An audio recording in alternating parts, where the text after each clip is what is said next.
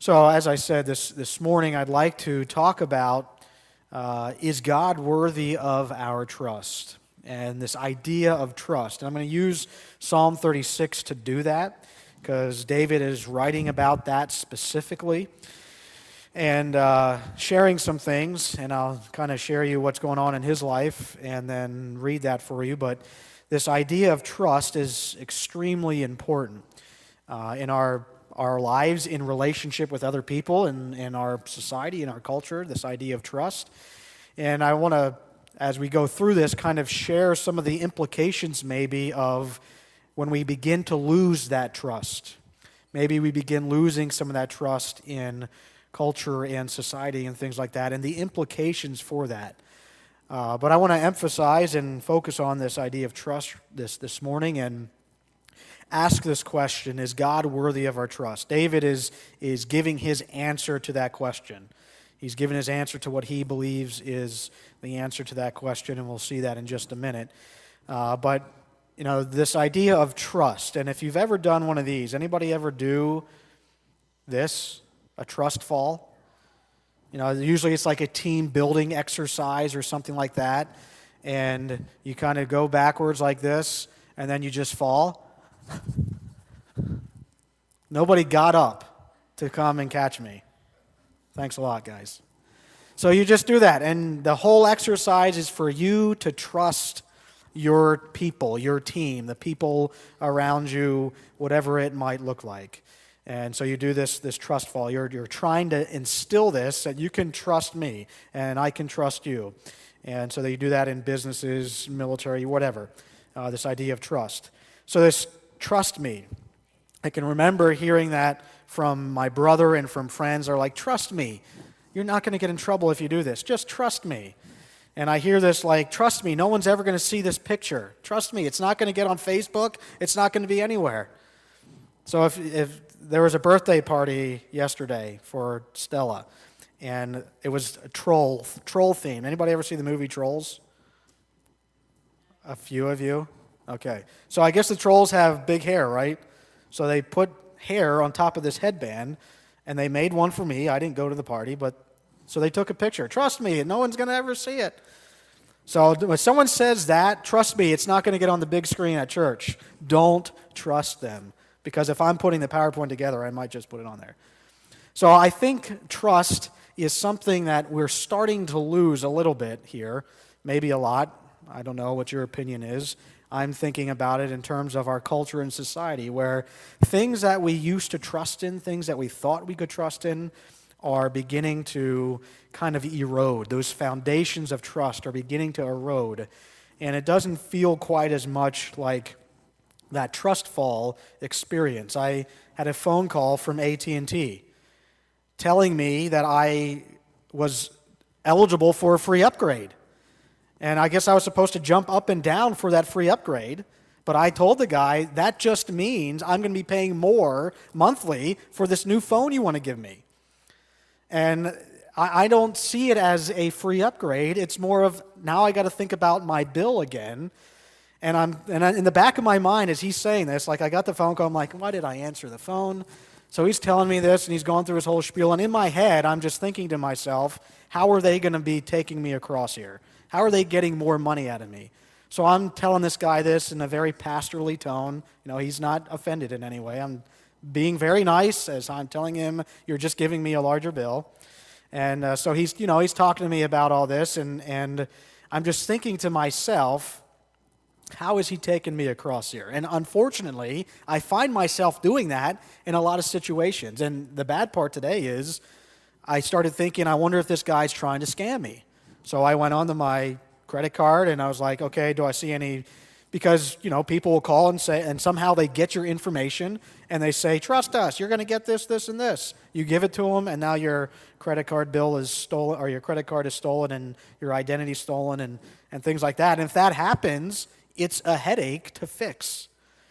And so everywhere you go now, it seems like, and I'm finding myself doing this, and I don't want to, but it's almost like it's society-wide now, where I'm not sure I can trust the person on the other end of that phone. I'm not sure I can trust the person I'm giving XYZ to fix or to leave my kids with or whatever. You name it, we're struggling to trust. And so now it doesn't feel like the trust fall anymore, where people are going to be back there as you fall. It feels more like this. Let go. Trust me. I'll catch you. And that's what it's starting to feel like in society. When we let go, this is what's going to happen. When we put trust in somebody or something, this is what's going to happen. And I think there are some larger implications in culture and society when that happens. And David's point is, there is someone you can trust in despite your circumstances where it doesn't feel like that anymore. And he's writing this, Psalm 36. He's writing this, and if you know David's story, you know his life or his experience, you know it wasn't one of just luxury and no problems, no issues. You know, he was a man after God's own heart, it says in the Bible, and he must have been this amazing guy. Nothing bad ever happened to him. So David was chosen to be king. You know, when Samuel went and said, hey, God is choosing a king from your family, Jesse, and let me see your sons, and we're going to find out which one it is. And Jesse parades his sons before Samuel, and not one of them is the king. And he said, do you have any other sons, Jesse? And he says, oh, yeah, I forgot. David, he's out in the pasture with the sheep. Somebody go get him and call him in here. And it turned out that was the one God was going to anoint as king. So David knew that as a young boy, and yet if you read about David's life, if you hear David's story, it is one of trouble, difficulty. He was a political fugitive. He could not live at his house for fear of somebody killing him. The king of Israel, the people he was about to rule over, was trying to kill him. David was hiding and cowering in a cave at moments of his life. So David's life was not one in the lap of luxury as being said, you're going to be king. It was one of difficulty, and I don't know if this particular psalm was written as he was in the midst of that, or if it was written as David is thinking about his past and writes this psalm. And in the very beginning of the psalm, he's kind of emphasizing that and talking about that. When he says about wicked people, it just seems like evil and wicked are ruling the day here. That's his circumstance, as he's cowering in that cave, possibly, thinking about that. I thought I was supposed to be king here. Can I trust in this God who said, when I was a boy, this is what's going to happen, even though I'm hiding in a cave, fearing for my life? Or is he remembering back, this is what it was like for me? And then he writes this psalm. So the very beginning of that, David is talking about this circumstance that's very similar to ours. When we turn on the news, when we read the paper, when we see things, and we wonder, is evil beginning to prevail? Why are so many wicked people seemingly prospering? Where can we put our trust when this is happening? David has that personal question for him, because this is happening to him personally. Even though God said, this is what I have planned for you, this is what's going to happen, David is struggling with that. But I want to read for you what he says here in Psalm 36. He says, I have a message from God in my heart concerning the sinfulness of the wicked. There is no fear of God before their eyes. In their own eyes, they flatter themselves too much to detect or hate their sin. The words of their mouths are wicked and deceitful. They fail to act wisely or do good. Even on their beds they plot evil. They commit themselves to a sinful course and do not reject what is wrong. David is seeing this, whether he's personally going through it now or he went through it. This is exactly what was happening to him. And we could probably say that same thing. People don't care about God. There is no fear anymore of God in the sense that I will give an account for all this. That seems to have disappeared. They flatter themselves and they don't see that what they're doing is wrong, is evil, is wicked. They're too concerned about what they're doing. They plot and they think about this. Day and night, he's saying, even on their bed, they're thinking about how they can do this evil. So that's David's experience. He's in the midst of that, and he's wondering, Can I trust in this God who said, I will be king? Can I trust in this God who says all these things about my future? And this is where he comes down on that issue.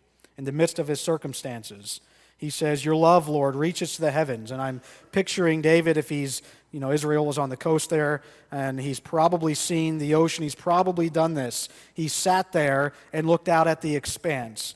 And I'm picturing him doing that and thinking of these words. Your love, Lord, reaches to the heavens. Your faithfulness to the skies. Your righteousness in the light. Your righteousness is like the highest mountains. Your justice like the great deep. You, Lord, preserve both people and animals.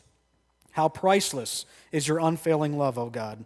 People take refuge in the shadow of your wings. They feast on the abundance of your house.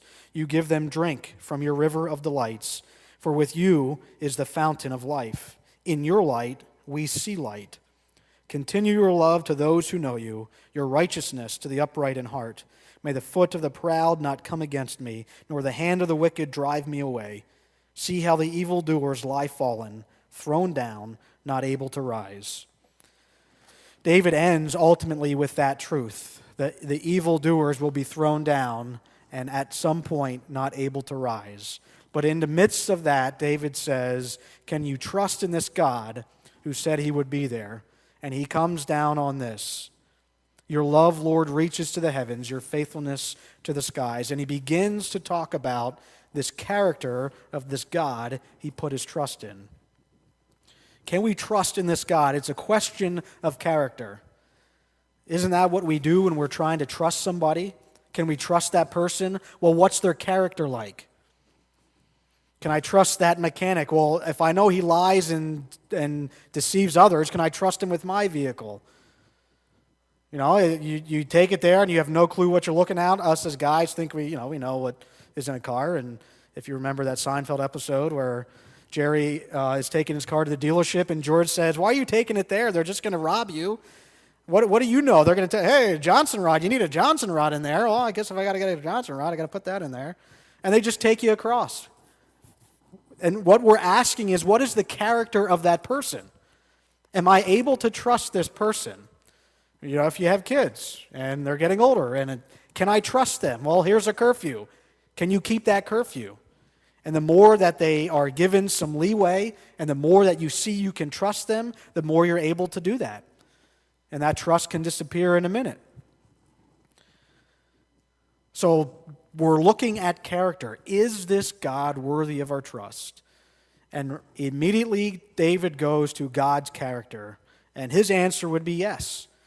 Because God's character is the foundation of that trust. When we see culture, we see society, and the foundations of that trust, where at one time people cared about character, character mattered. We had ethics, and I talked about that the other Sunday, in our businesses, in the medical profession, all these places. It seems like that stuff doesn't matter quite as much anymore, and we're having a more and more difficult time trusting. Character is the foundation to be able to trust, and David says you can trust in this God who has this character, and he defines that. David focuses on God's love. The Hebrew word for that is chesed, God's chesed. He says it 3 different times in the Old Testament, or in this particular psalm. He talks about God's chesed. Go ahead, say that. Come on. That's the guttural. Chesed. You guys sound gross. So he's talking about his love. He says it a number of times. Because of God's love. Now, this love that David is talking about is not emotional, is not physical. It's not in that vein of things where we, as Americans and in English, we have one word for love. The Hebrew had multiple words. The Greek had multiple words. This love is not an emotion. It is an action. This love causes one to do something. And that's what David is talking about. This love of God, this divine love, this unfailing love, his chesed causes God to do something. It can be trusted in. The New Testament equivalent to that would be agape love. That's the Greek word, agape. So just for an example, in Exodus chapter 15, verse 13, it says this, in your unfailing love, you will lead the people you have redeemed. He's talking about the Exodus. Because of God's unfailing chesed, he's going to take his people out of slavery and bring them into the land he promised. He is going to do something. It's not just an emotion. There is action behind it. God does something because of his love. That same word is used again. Because of God's love, because of his chesed, he forgave the people when they rebelled. He brought them out of Egypt, and all the miracles that he performed there, they're in this desert.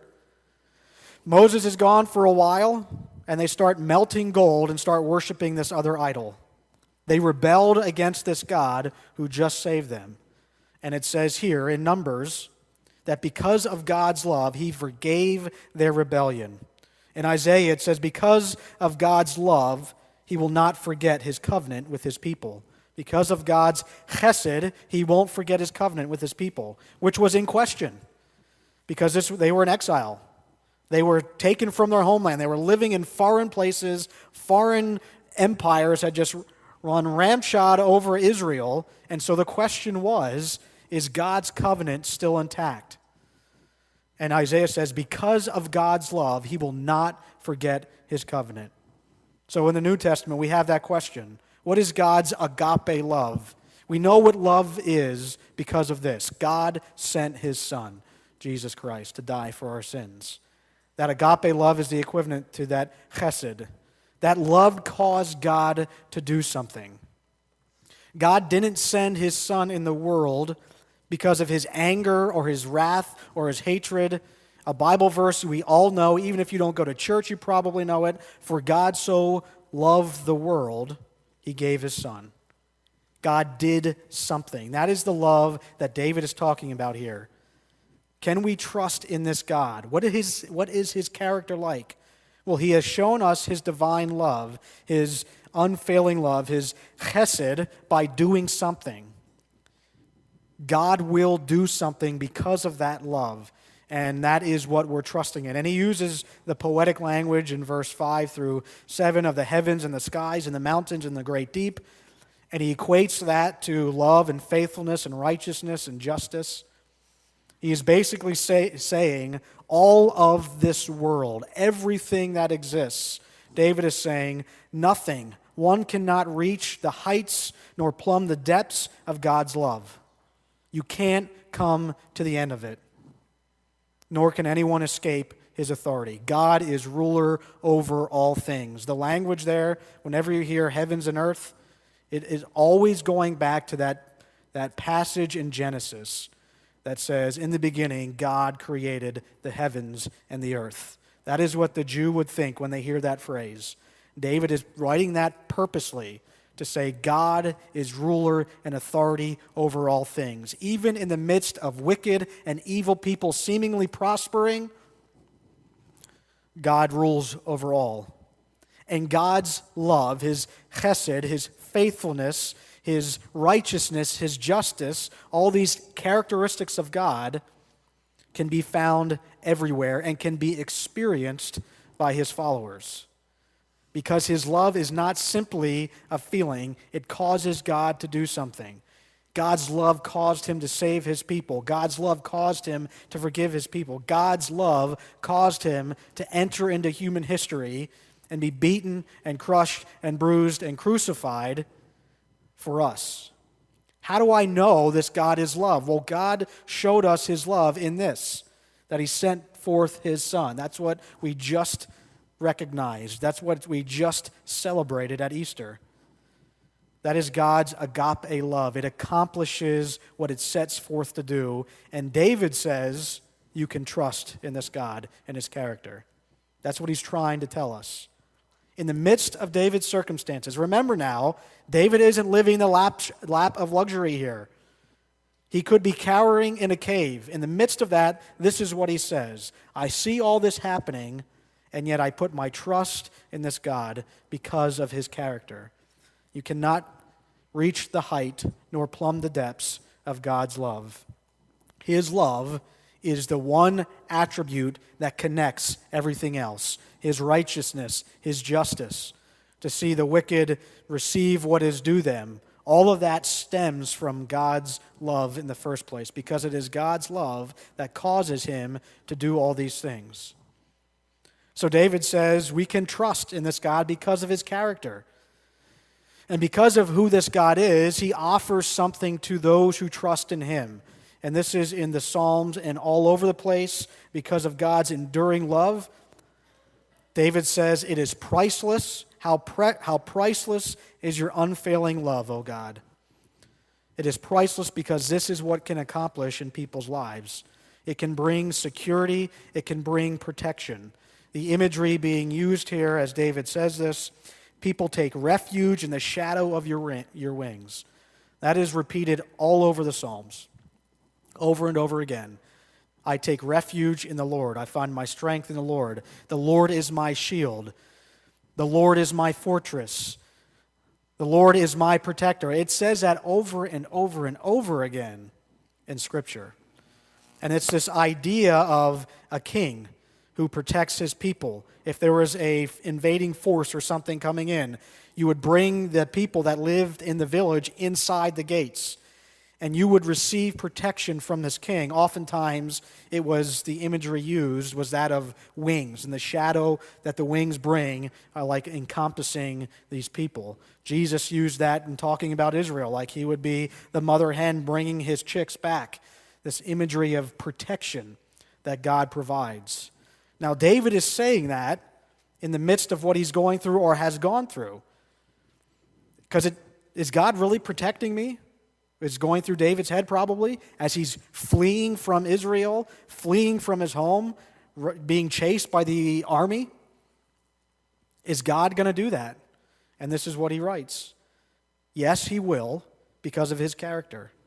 And God will protect me. And you can experience that even in the midst of your circumstances. And the imagery that I like to think of with this in terms of what is being expressed by David is that of like a parent and a child type thing. So when Lily was smaller, she was terrified of the vacuum cleaner. If you would turn the vacuum on when she was a baby and was but able to run around, if you would turn the vacuum on, she would take off. She would go running.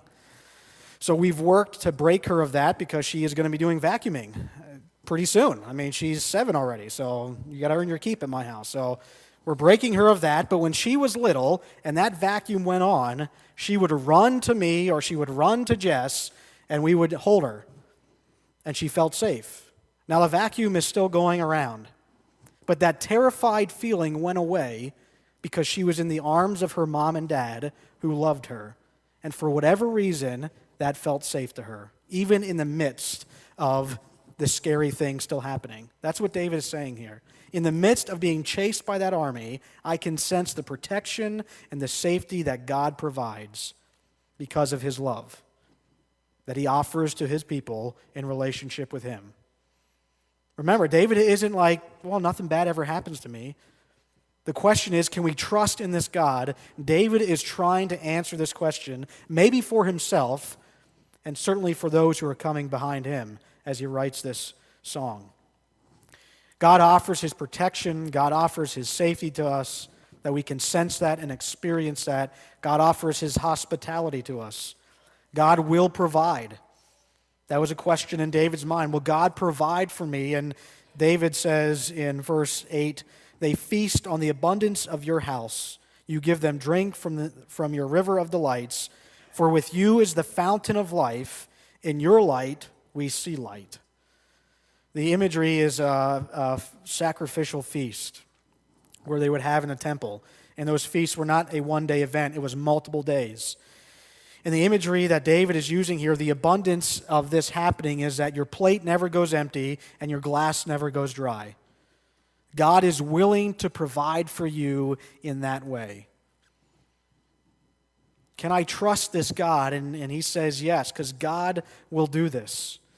It's the idea of in Jewish culture, in David's time, you had a wedding feast. We hear stories about Jesus going to those, and those wedding feasts were 7 days long.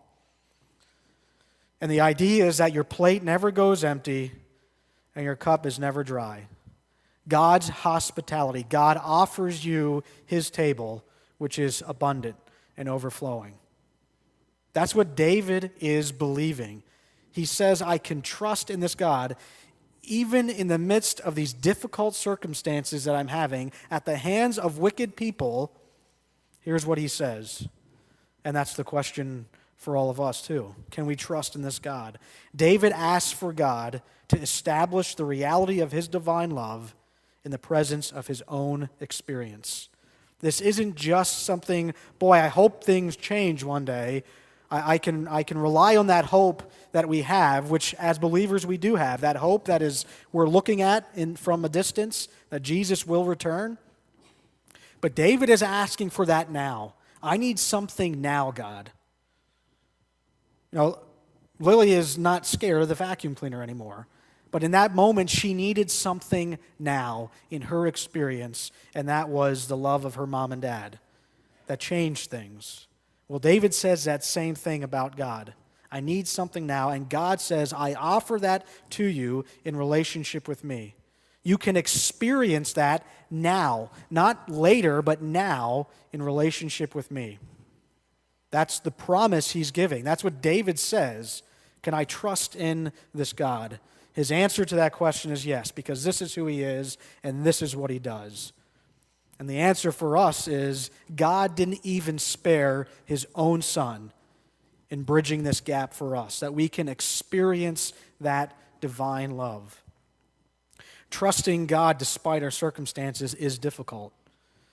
I don't know that it was any easier for David, who's writing this. I don't think it was any easier for him to trust God despite the circumstances around him. Because we're still asking that very question. We're still wrestling with that question. You and I can look out at our world and we can say, you know what, it ought not to be this way. This isn't the way it's supposed to be. Yet we look at it and we say, it is this way. David says, it shouldn't be this way. I shouldn't be running from the people I'm supposed to be king over. But it is that way. Who's going to set things right? David's answer to that question is this God, who is unfailing in his love, who is faithful to his promises, who is righteous and just. That's his response. And people are still looking for an answer to that question. It ought not to be this way, yet it is this way. What is our answer to that question? And people are struggling with coming up with an answer. So God has done something to set things right. God says, you know what? I didn't intend it to be this way. The language that David uses in that verse where he says, you give them drink from the river of delights. That Hebrew word is the same word used for the river that was running through the Garden of Eden back at the creation, where God began life, where life began. He uses that same language in the fountain of life. We talked about that. When Jeremiah was talking about God being this fountain, this spring of life, as opposed to these broken and dried up cisterns, David is saying that exact same thing. That life is found in this God who offers himself up in relationship for you, who offers himself up on that cross. This God's love can be trusted. Because when you start losing trust in everything, this is what it could cause. Not being able to trust may lead one to anger, bitterness, cynicism, and ultimately to despair. People are asking the question, is there anything I can trust in anymore? I mean, that's kind of what I'm doing. I'm being a bit cynical about everything in terms of what I'm paying for. I think my cable company has taken me across. I think AT&T has taken me across. I think every bill, and what I'm doing is being cynical about all that. Now, imagine if that goes society-wide, and now we can't trust in anything. That could quickly lead to despair, especially when you're young and you're trying to figure it all out. And the things we thought we could trust in are crumbling away. We thought we could trust in this job that I have. I thought I could trust in my government. I thought I could trust in this world that I live in, this country that I'm a part of, where safety is seemed we just take it for granted. Everything we thought we could trust in, we're being told we can't anymore. There was a Facebook blurb that I saw. I didn't read the article or the video. I don't remember what it was. But the headline of it said, once you read this or watch it, I can't remember what it was, when you read this, you will begin to question everything. Like everything you thought was right and good and true, the foundation of trust, when you see this, you'll question everything. Now imagine that message being told to you over and over and over and over again. And we're starting to see, well, can I trust in that person? Can I trust in this company? Can I trust in this organization? What is that going to leave us with? Despair.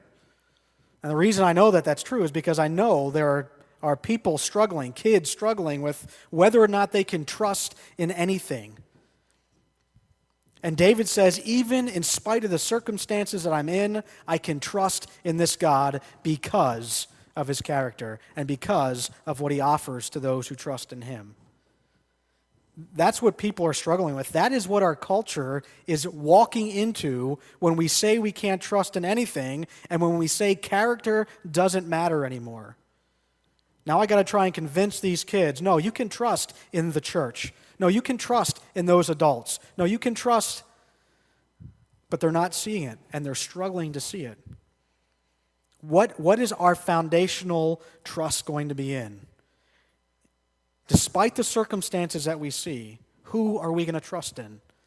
David says you can trust in this God whose divine love caused him to do over and over again.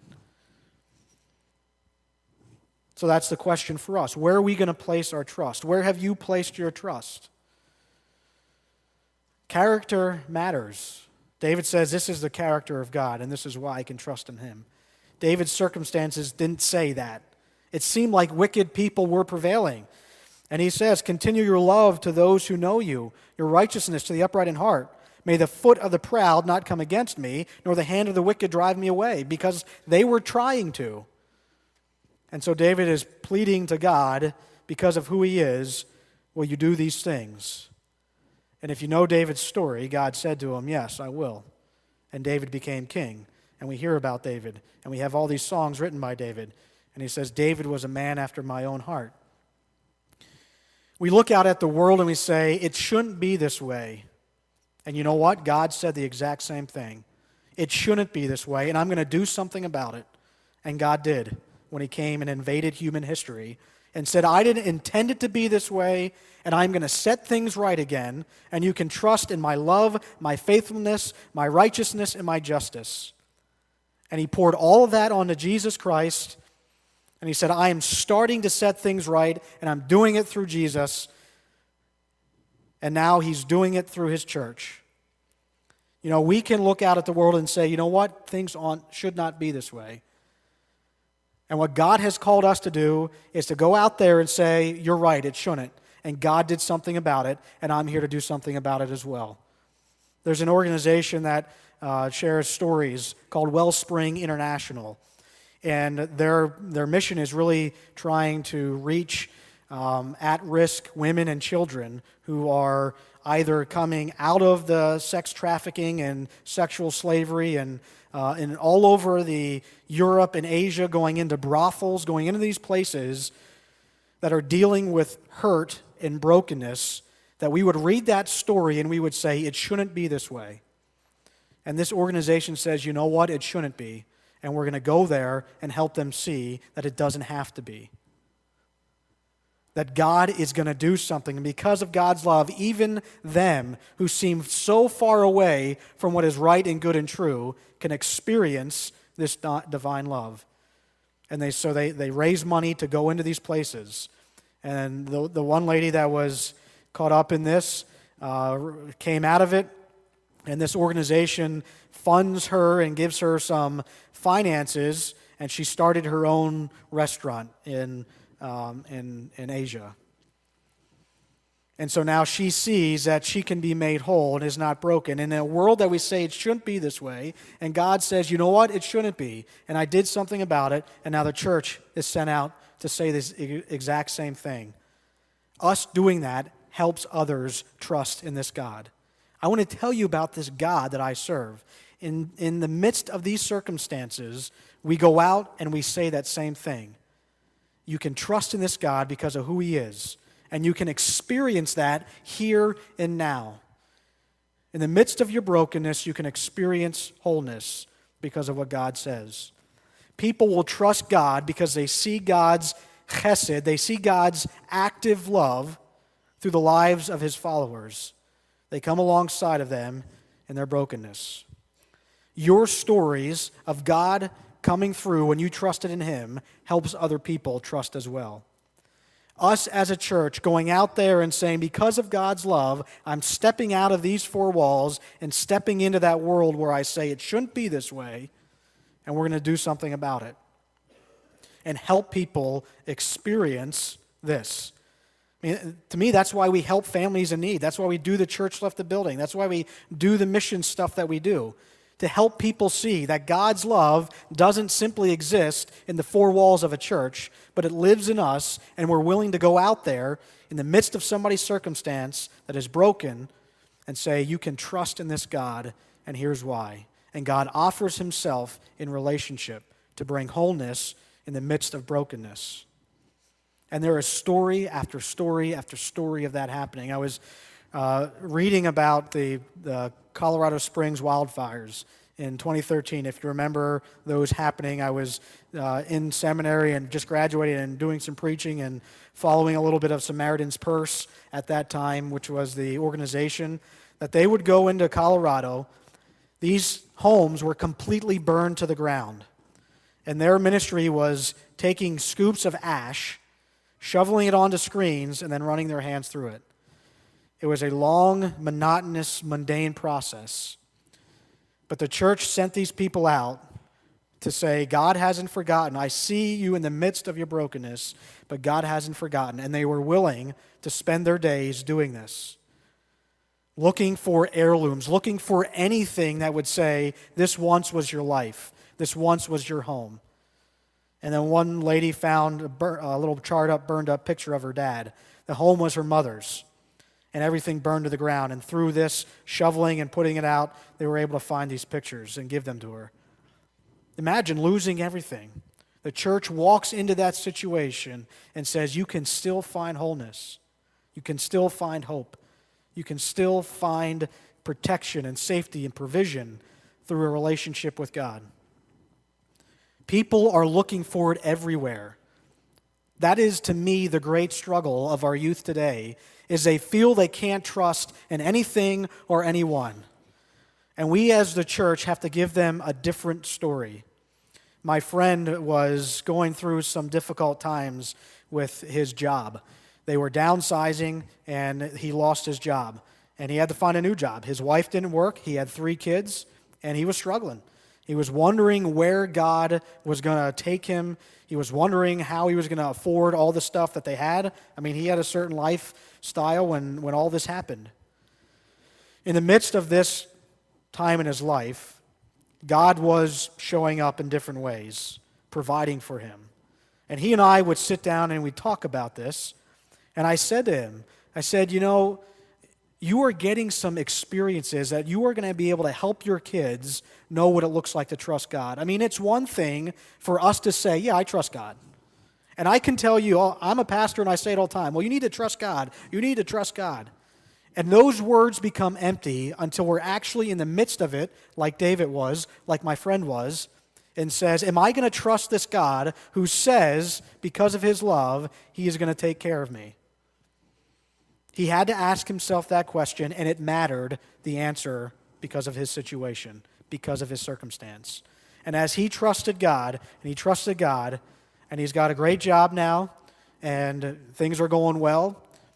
It didn't always turn out that way for him. He went to one job, it didn't work out, went to another job, didn't work out.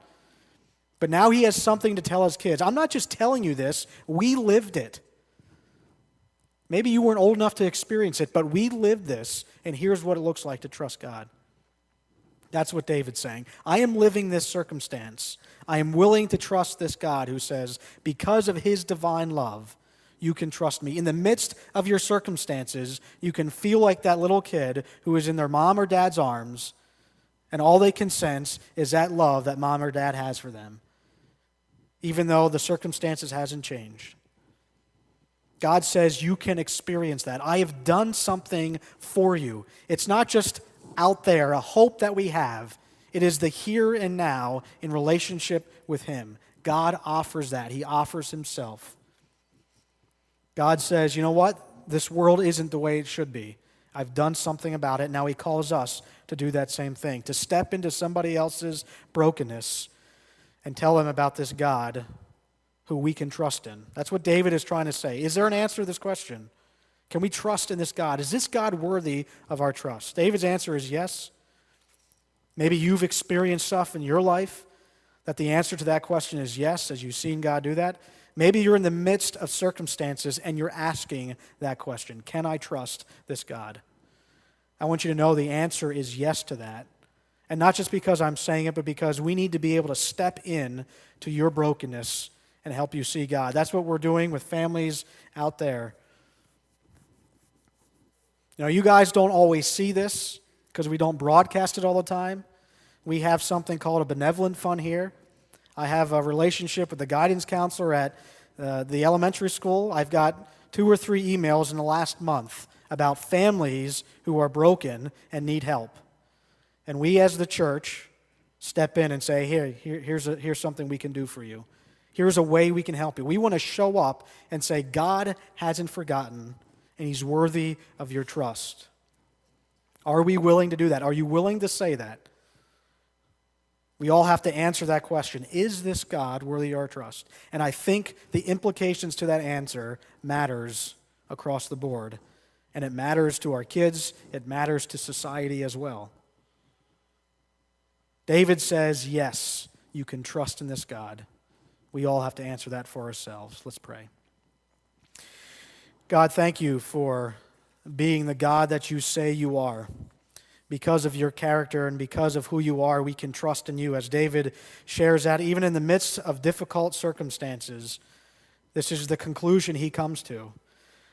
Lord, I pray that you would challenge each one of us, that if we haven't come to that conclusion, that we would.